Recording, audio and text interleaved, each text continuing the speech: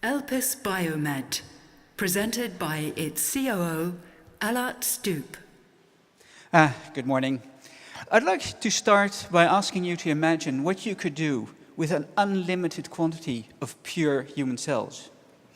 We think of breaking the walls in having cells for regenerative medicine, reducing animal model use, and increasing translational medicine.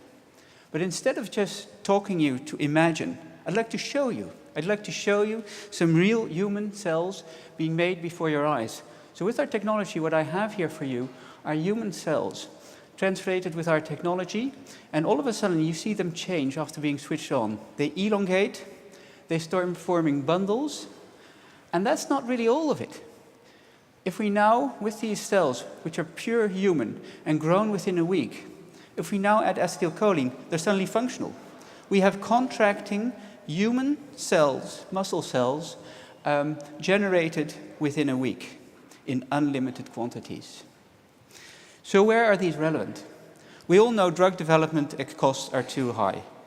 This is mainly driven by the huge costs of phase 3 trials and phase 3 failures.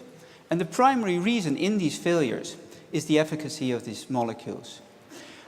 And if one thinks a bit longer about this, it's not that surprising that we still see those levels of failure in phase 2 and 3, because I used to work in pharma myself, and the most important experiment we always had when moving into this is the mouse models.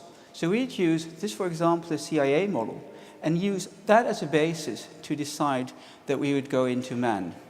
But we all know, you and me, we are not mice, we are man, and we are human.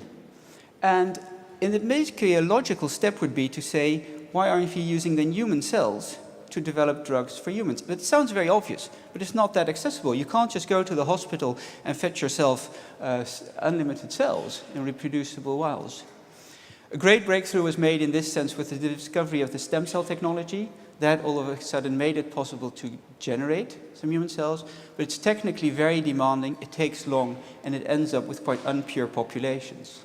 So what we have done is we have used this IPS technology and then gene edited. We've put two things in there. One is an on-off switch, which allows us to generate unlimited quantities. And secondly, is a master regulator for differentiation. So instead of going a lengthy path, we go straight to the end product in our cells. And in a way, we're comparing something which was more of a homebrew to hardwiring our cells. The effect of this change is quite dramatic. So all of a sudden, we are able to reduce the amount of time it takes to make our cells from weeks and months, which were present in the general directed differentiation IPS-related cells, to days.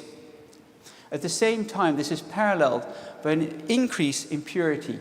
And you would be hard-pressed in the video I just showed you to find any non-skeletal muscle cells.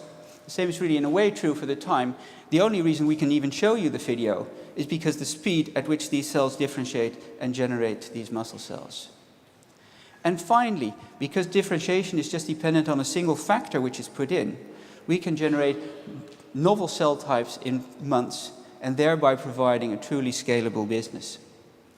So that brings me to the business. So our vision is to be a leading global supplier of all human cell types.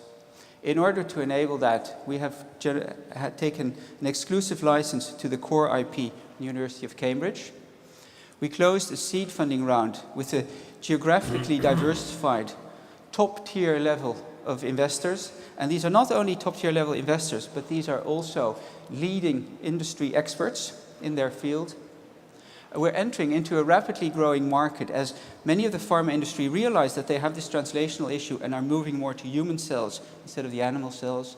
And our business model is straightforward in that they sell the cells in first instance on a vial by vial basis to help generate revenue, and at the same time engaging with pharma companies where they, for example, have a respiratory business, want lung epithelial cells, and we can generate their human lung epithelial cells.